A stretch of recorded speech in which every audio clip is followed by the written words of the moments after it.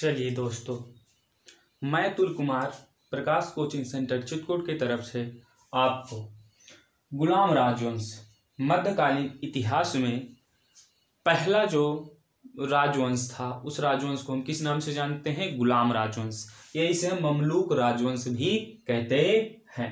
उसी कड़ी में बेटा लेक्चर नंबर कौन सा लेक्चर नंबर 3। चलिए, लेक्चर नंबर 2 में हम बता चुके हैं कि गुलाम वंश का प्रथम जो शासक था उसका नाम क्या है बेटा? कुतुबुद्दीन ऐबक। कौन था? कुतुबुद्दीन ऐबक। बच्चों, जैसे हम आपको बता दें कि ये जैसे आप लेक्चर नंबर 3 है आज मिल रहा है, लेक्चर नंबर 2 और 1 बहुत पहले डाले जा चुके हैं। ये आपको हमारे प्लेलिस्ट मध्यकालीन इतिहास में मिल जाएगा। जिन बच्चों को चाहिए तो प्लेलिस्ट में जाकर मध्यकालीन इतिहास में देखें तो आपको वहाँ लेक्चर नंबर 1 और लेक्चर नंबर 2 मिल जाएंगे। चलिए, उसी कड़ी में हम लेक्चर नंबर 3 को आगे बढ़ा रहे हैं। कुतुबुद्दीन ऐबक के बाद गुलाम वंश में जो गद्दी पे बैठता उसका नाम बेटा क्या होता है? इल्तुतमिश। क्या नाम होता है बेटा? इल्तुतमिश। यहाँ बेटा हमने लिख दे रहे हैं इल्तुतमिश। कौन सा बेटा? इल्तुतमिश। अब देखा जाए गुलाम वंश में जो पहला शासक था वह बेटा 1206 से लेकर 1210 तक शासन करता है। जो गुलाम वंश का द्वितीय शासक था इल्तुतमिश, वह 1210 से 1236 तक शासन करता है। तो यहीं से हम प्रत्येक पॉइंट में प्रश्न बना के भी आपको बताएंगे कि कैसे प्रश्न बनेगा। जैसे कि प्रश्न हमारा ये आएगा कि बताइए इल्तुतमिश दिल्ली सल्तनत में कब से कब तक बैठा रहा, कब से कब तक शासन किया, कितने से कितने समय तक शासन किया? 1210 से लेकर 1236 ईस्वी तक। ये आपको बच्चों याद हो गया होगा, मैं आशा करता हूं। दिल्ली सल्तनत पर द्वितीय शासक इल्तुतमिश कब से कब तक बैठा बेटा? 1210 से लेकर 1236 तक। ये भी हम जानते हैं कि जितने भी गुलाम वंश के शासक थे सब क्या थे? किसी न किसी के दास थे। तो ये भी बेटा क्या था? दास था। इसके बारे में हमने देखा ये क्या था? दास था। ठीक है, इसे बाद में दासता से मुक्त करके इसे क्या बनाया गया? शासक बनाया गया दिल्ली का। जब इसे बेटा दिल्ली का शासक बनाया गया तो ये दिल्ली में बहुत प्रमुख महत्वपूर्ण काम करता है। जैसे उनमें से पहला काम बेटा क्या है? ये पहले सर्वप्रथम किससे मानता लेता है? खलीफा से मानता लेता है। खलीफा से मानता। पहले इसमें प्रश्न क्या क्या बनेंगे? दिल्ली सल्तनत में खलीफा से मान्यता प्राप्त करने वाला पहला शासक कौन था? इल्तुतमिश था। कौन था बेटा? इल्तुतमिश था। अब यही से प्रश्न आप रट डालें कि खलीफा से मान्यता प्राप्त करने वाला पहला दिल्ली सुल्तान कौन सा था? इल्तुतमिश। कौन था? इल्तुतमिश। अब यहाँ बेटा खलीफा क्या है आपको लेक्चर नंबर 1 प्लेलिस्ट में जाके पुनः देखेंगे खलीफा क्या है। खलीफा नामक पूरा इतिहास नामक पूरा वीडियो आपके पास उपलब्ध है, आप उसे देख सकते हैं।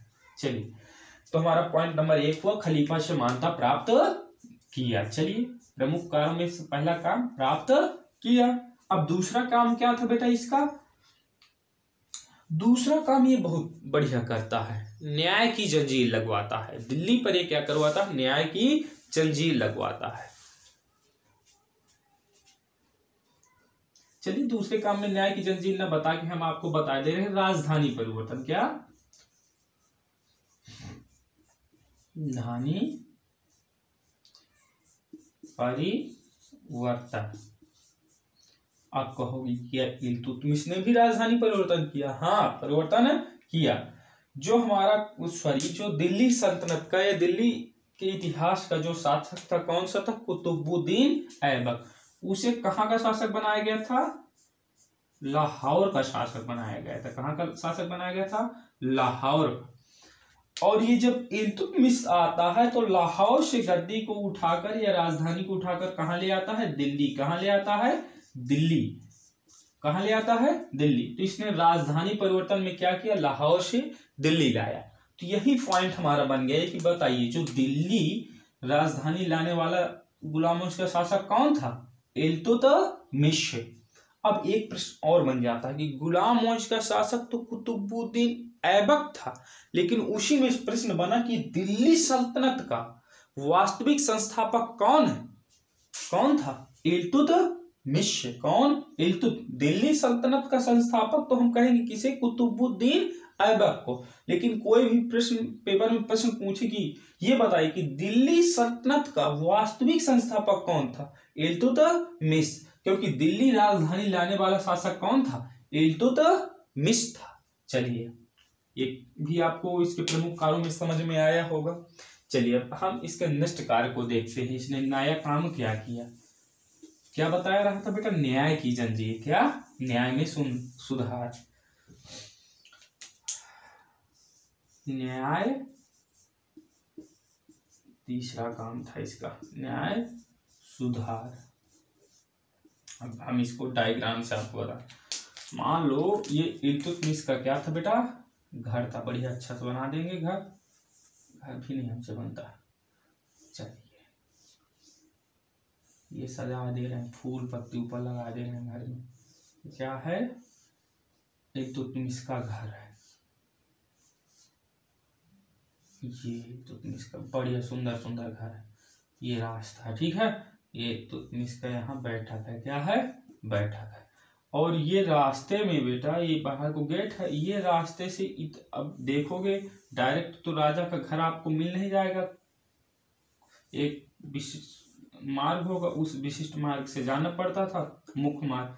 अब देखते हैं, यहाँ से जनता का प्रवेश द्वार था। क्या था? जनता का प्रवेश द्वार था। इस प्रवेश द्वार पर शेर, दो ठो, कै ठो शेर बेटा? दो ठो शेर, मतलब पुतला, ओरिजिनल शेर नहीं, पुतला। इनके गले में क्या टंगवा दिया? घंटी टंगवा दी। और इस घंटी में क्या बनवा दिया? जंजीर। क्या बनवा दिया बेटा? जंजीर बनवा दिया। अब ये कहता है किसी भी आम आदमी को क्या चाहिए? न्याय चाहिए। तो वे आके मेरे सरदारों से बात नहीं करेगा, वो डायरेक्ट क्या करेगा? यहाँ जो शेर बांधे हुए हैं, नकली शेर, इन शेरों के गलों में क्या टंगी है? घंटी टंगी है। और वो घंटी से अटैच है डायरेक्ट जंजीर। अब इस घंटी को बजाएंगे तो इस घंटी को बजाने से इस जंजीर के माध्यम से डायरेक्ट सूचना किसके पास पहुंचती थी? राजा के पास। किसके पास पहुंचती थी? राजा। तो राजा उसमें तत्काल प्रभाव में लेता था। तो प्रश्न हमारा क्या बना कि न्याय की जंजीर को दिल्ली सल्तनत पे स्थापित करने वाला कौन सा शासक था? इल्तुतमिश। क्या? इल्तुतमिश। न्याय सुधार में इसने बहुत नेक काम इसने किया। ऐसे काम हर एक राजा को करना चाहिए। चलिए, न्याय सुधार में भी आपको समझ में आया कि न्याय की जंजीर भी लिखे दे रहे हैं। न्याय की जंजीर को स्थापित करने वाला दिल्ली सल्तनत में शासक कौन था? इल्तुतमिश। न्याय जंजीर, न्याय जंजीर की स्थापना करवाया। चलिए, अब इन्होंने सैनिक सुधार पे भी बहुत अच्छा काम किया कि यदि कोई राजा है, राजा की महत्वपूर्ण भूमिका राजा बने रहने में उसकी सैनिक सुधार। यदि उसकी सेना मजबूत है तो काफी समय, लंबे समय तक शासन कर सकता है। यदि सेना कमजोर तो शासन कम समय तक कर सकता है। इसने भी न्याय सुधार और साथ में सैनिक सुरक्षा पे भी बहुत अधिक बल दिया। चलिए आगे इन्होंने और महत्वपूर्ण काम किया। चौथा, तुर्क-ए-चालीसा का गठन किया। कहा जाए कि बताइए तुर्क-ए-चालीसा का गठन किस सुल्तान ने किया? इल्तुतमिश। किसने किया बेटा? इल्तुतमिश। तुर्क, चौथा काम क्या इसने बेटा किया? तुर्क-ए-चालीसा।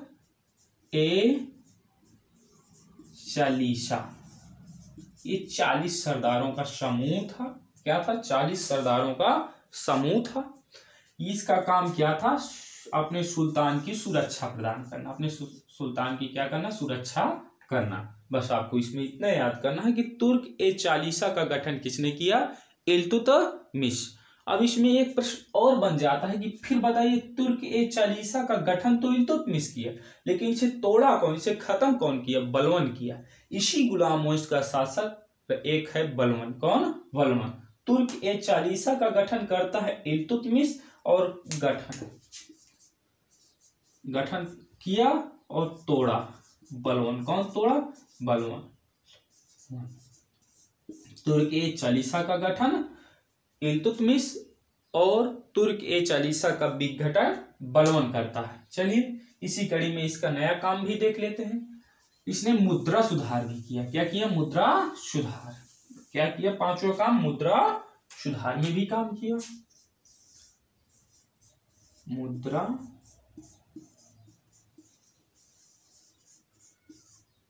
मुद्रा सुधार भी किया।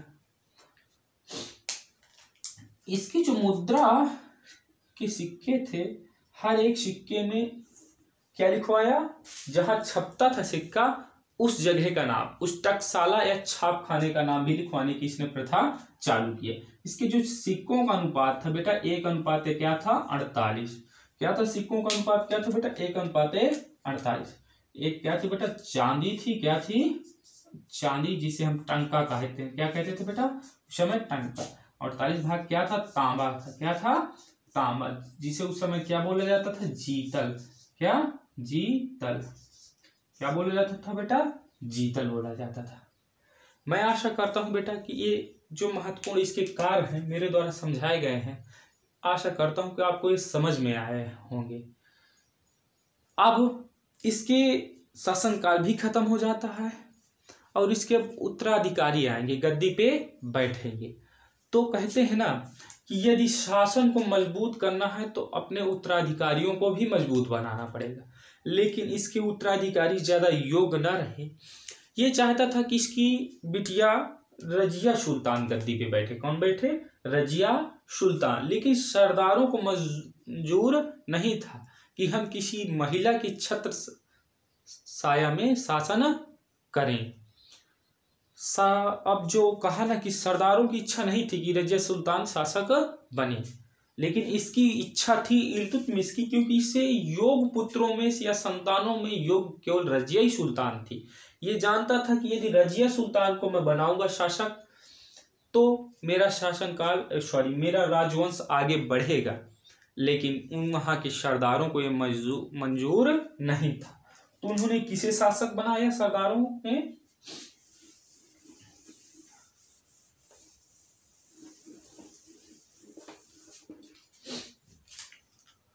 रुकनुद्दीन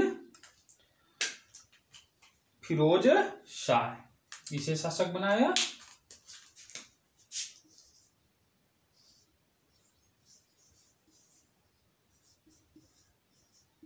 दीन फिरोज शाह को। ये सरदारों का काम था। आदमी कहता नहीं कि जो अब सरदार भी चाहते, मान लो कोई कंपनी है, उस कंपनी के एम्प्लॉय चाहते हैं कि हमारा जो मैनेजर रहे थोड़ा ढीला ढाला रहे, तो हमें काम करने में ज़्यादा कठिनाइयां न मिले, आराम से अपने मन मौजी का काम करें। इसी तरह इन्होंने किसे शासक बनवा दिया? सरदारों ने रुकनुद्दीन फिरोज शाह। लेकिन ये ज़्यादा दिन तक टिक ना सका। इसके बाद शासिका फिर अपनी रजिया सुल्तान आती है। कौन आती है? रजिया सुल्तान।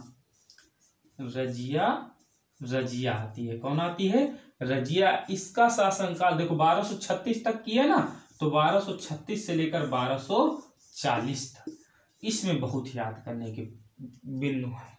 पहला बिंदु तो यही बना कि बताइए कि रजिया सुल्तान दिल्ली पर कब से कब तक शासन किया? 1236 से लेकर 1240 ईस्वी तक। कब तक? 1236 से लेकर 1240 तक। दूसरा पॉइंट,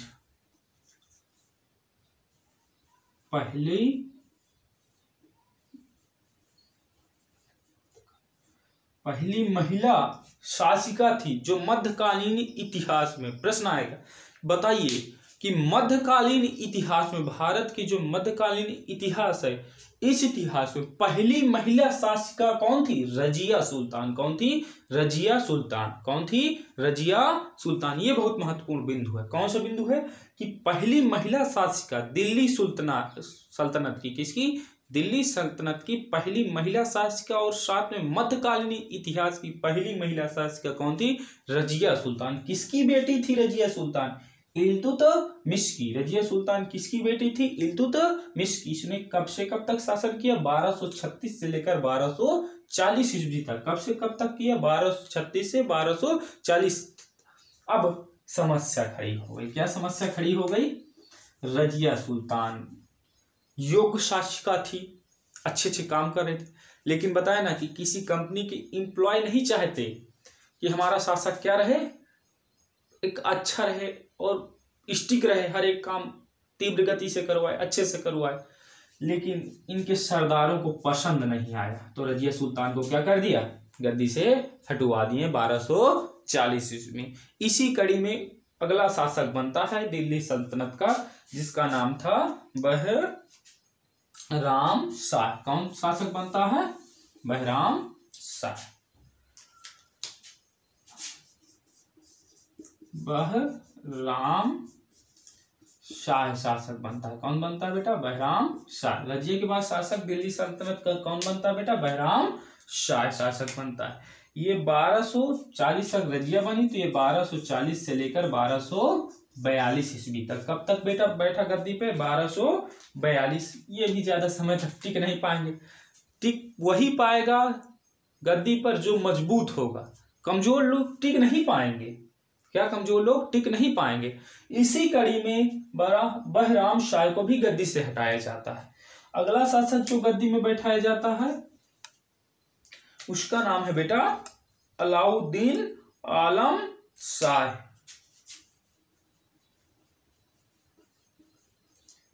आलम शाह,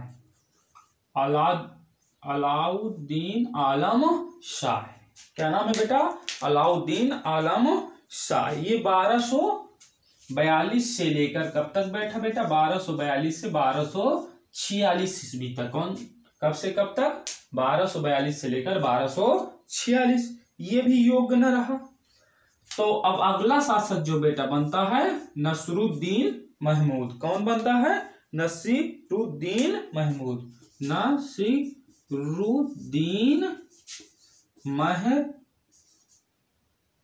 महमूद।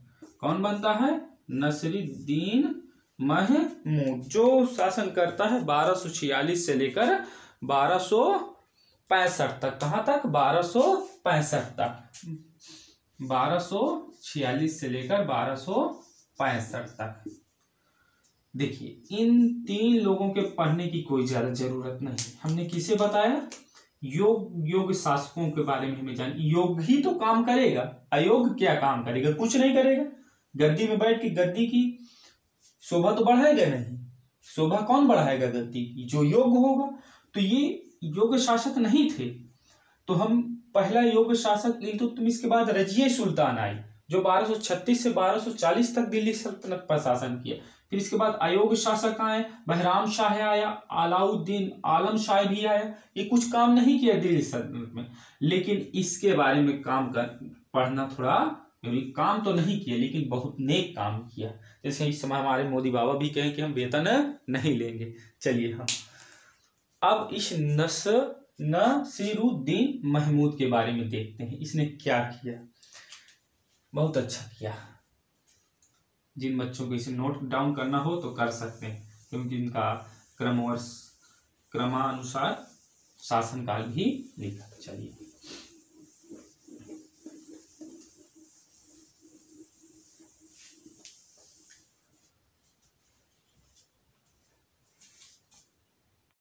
अगला शासक हमारा बेटा कौन बना, नसीरुद्दीन महमूद। कौन बना, नसीरुद्दीन महमूद। कब से कब तक बेटा गद्दी में बैठा, 1246 से लेकर बेटा 1265 ईस्वी तक की गद्दी पर बैठा। इसने बताया ना कि बहुत नेक काम किया। उसमें से नेक काम क्या हुआ, सरकार से वेतन नहीं लेता था। क्या, सरकार से वेतन नहीं लेता था। दिल्ली सल्तनत का वह शासक कौन सा था जो सरकार से वेतन नहीं लेता था, सरकार से वेतन नहीं लेता था। अब यदि बताओ बेटा, यदि कोई राजा सरकार से वेतन नहीं लेगा तो अपना खर्चा कैसे चलाएगा। खर्चे की मुद्दे की बात तो आई। क्या, खर्चा कैसे चलाएगा, खर्चा कैसे चलाएगा। अब खर्चा चलाने के लिए कुछ ना कुछ तो करेगा, चाहे जो करे। तो खर्चा चलाने के लिए इसने क्या काम किया, जो क्या थी इसकी बेटा, इस्लाम धर्म की जो पुस्तक है कुरान। क्या, कुरान की आयत की नकल बेचता था। नकल बेचता था, आयत की नकल था। और दूसरा काम टोपी बनाता था। क्या बनाता था? टोपी बनाता था। जब क्या किस समय पढ़नी जाती? नमाज के समय पहनी जाने वाली टोपी बनाता था। अब ये आयत क्या है? आयत जैसे हम हिंदू धर्म में क्या होते हैं? दोहे होते हैं, उन्हीं की तरह कुरान धर्म में क्या होते हैं? आयत होते हैं। क्या होते हैं? आयत। उनकी आयतों की नकल बेचता था। और क्या बेचता था बेटा? टोपी, जो नमाज के समय पहनी जाती थी, इससे अपना एक खर्चा चलाता था। अब एक बात यहीं से बेटा हमें समझ में आती है, यदि राजा ऐसा हो जाएगा तो राज तत्व बिल्कुल क्या हो जाएगा? खत्म हो जाएगा। क्या हो जाएगा? राज तत्व क्या हो जाएगा? खत्म हो जाएगा। इसी राज तत्व को बनाए रखने के लिए अगला शासक कौन आया? बलवन आया। कौन आया? बलवन आया। इसने यहाँ तक राज तत्व बिल्कुल क्या हो गया? खत्म हो गए। राजा की वैल्यू क्या हो गई? खत्म। इसमें कौन महान होने लगे? अमीर वर्गीय सरदार। तो इसी राज तत्व को बचाने के लिए कौन आया? बलवन आया। कौन आया? बलवन आया। तो इसके बाद शासक कौन बनता है बेटा? बलवन बनता है। कौन शासक बनता है? बलवन। चलिए, बलवन शासक बनता है बलवन। हमारा अगला शासक कौन बनता है? बलवन। चलिए बच्चों, जैसे बता दें कि बलवन क्या? बलवन। अगला शासक कौन बना बेटा? बलवन। 1265 से लेकर 1286 ईस्वी तक इसने क्या किया? शासन किया। दिल्ली की गद्दी पर क्या किया? शासन किया। ये क्यों आया था गद्दी पर? ये इसलिए आया था कि राज तत्व क्या? राज तत्व को बचाने के लिए, कि राजा को बचाने के लिए। नहीं, राज तत्व खत्म हो गया था।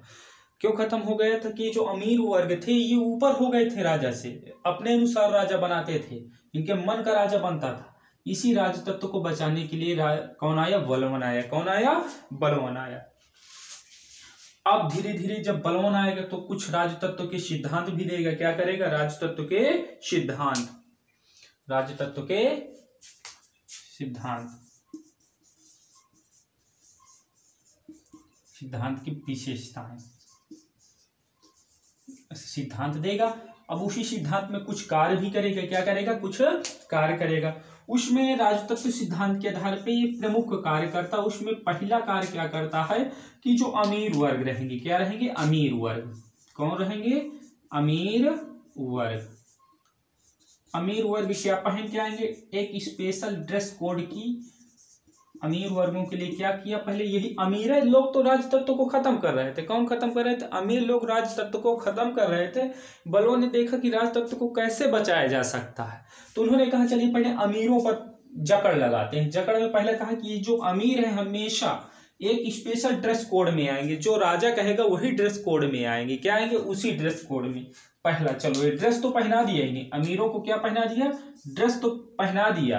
क्या कर दिया? ड्रेस पहना दिया। कहा कि जितने भी अमीर हैं,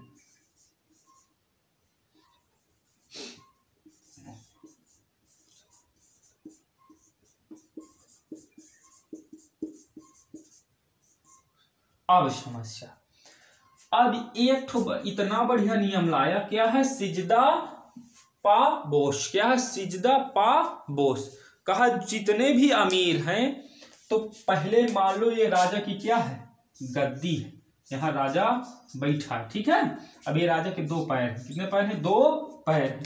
तो बलवन कहता है कि सिजदा, सिजदा का मतलब है दंडवत, मतलब सर के बल राजा के चरणों में क्या कर जाओ? गिर जाओ। क्या कर जाओ? गिर जाओ। फिर पाबोश का मतलब होता है चरणों का क्या करो? दोबारा पड़े पड़े चुम्बन करो। तो बलवन कहता है कि आप सभी अमीर, आपके लिए अनिवार्य है कि आप राज्य दरबार पे आने के बाद क्या करेंगे? सिजदा पाबोश। क्या करेंगे? सिजदा पाबोश।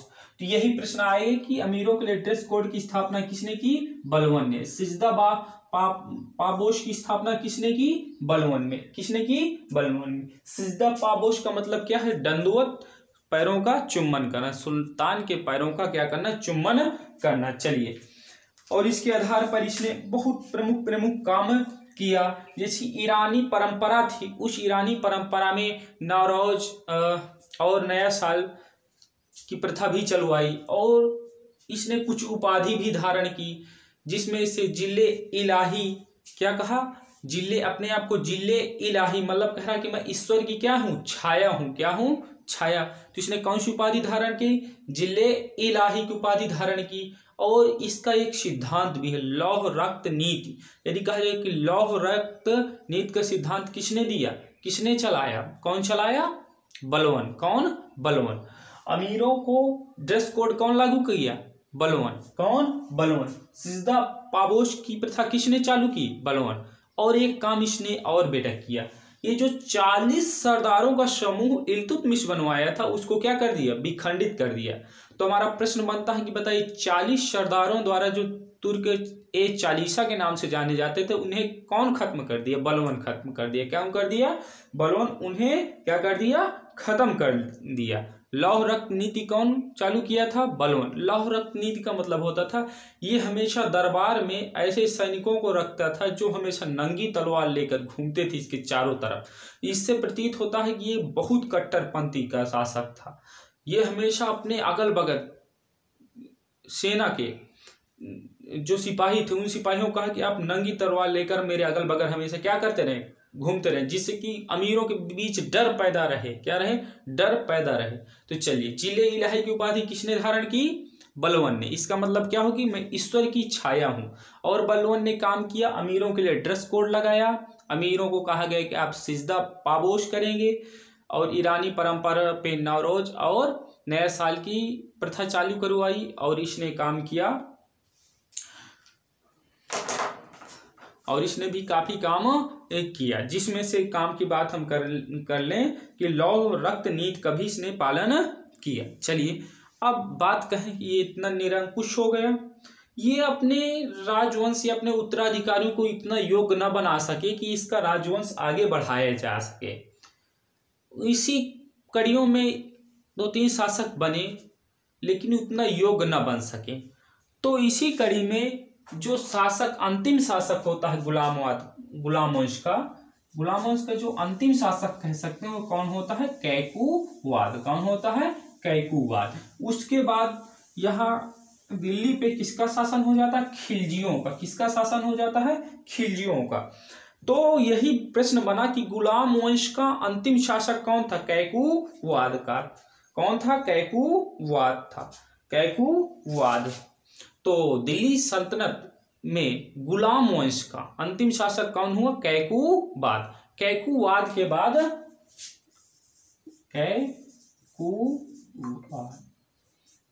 ये शासक अंतिम शासक, कहाँ का अंतिम शासक, गुलाम वंश का। किसका, गुलाम वंश।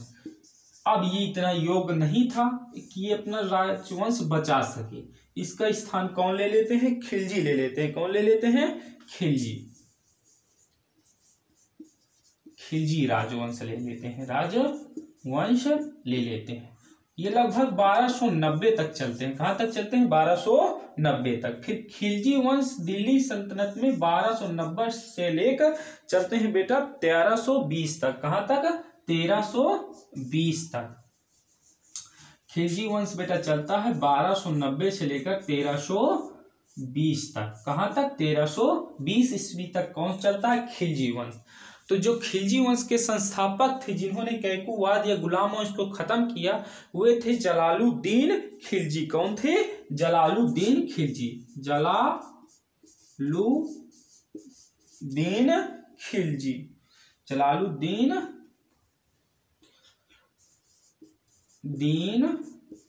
खिलजी।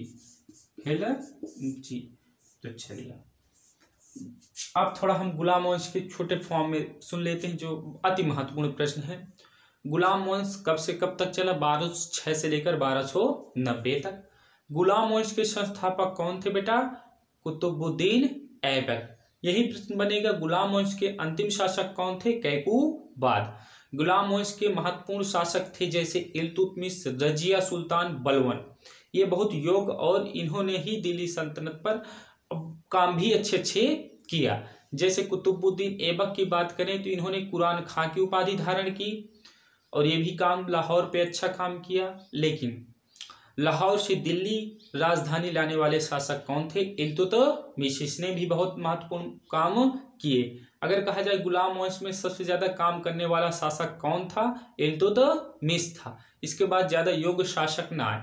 बलवंत तो मात्र एक राज्य तत्व, किसको बचाने का काम किया? राज्य तत्व को बचाने का काम किया, लेकिन राज्य तत्व बचाया तो, लेकिन अपने वंशजों को इतना योग्य न बना सके कि हमारा ये जो गुलाम वंश है आगे अधिक समय तक चल सके। उसी कड़ी में कैकूबाद एक अल्पवयस्क था। इसकी हत्या हो करके जलालुद्दीन खिलजी वंश की स्थापना करता है। खिलजी वंश भारत में लगभग 1290 से 1320 ईस्वी तक चलता है। चलिए दोस्तों, इस वीडियो को हम यहीं समाप्त करते हैं। हम आपको लेक्चर नंबर 4, कौन से लेक्चर नंबर 4 कौन सा राजवंश खत्म करेंगे एक ही लेक्चर में। जैसे कि आज हमने इल्तुतमिश से चालू किया लेक्चर 3 में, तो हम लेक्चर 4 में यही कोशिश करेंगे कि आपको खिलजी वंश के शुरुआत से लेकर अंतिम, मतलब संस्थापक से लेकर अंतिम शासक तक पूरा एक ही वीडियो में बताने का प्रयास करेंगे। चलिए दोस्तों, आपसे आशा है कि आप इस वीडियो को अधिक समय तक पूरा से पूरा देखेंगे और साथ में सपोर्ट भी हमारा करेंगे और लाइक भी करवाएंगे और लाइक करेंगे। साथ में इस वीडियो का अधिक से अधिक प्रचार प्रसार करेंगे, जिसके माध्यम से अधिक लोग भी ज़्यादा जानकारी प्राप्त कर सकें। और साथ में इसमें बेटा कमेंट करें और सब्सक्राइब भी करवाएं, हमारा सपोर्ट भी करें, क्योंकि हम और प्रोत्साहित हो सकें, आपके सामने और अच्छे अच्छे वीडियो ला सकें। चलिए दोस्तों, धन्यवाद।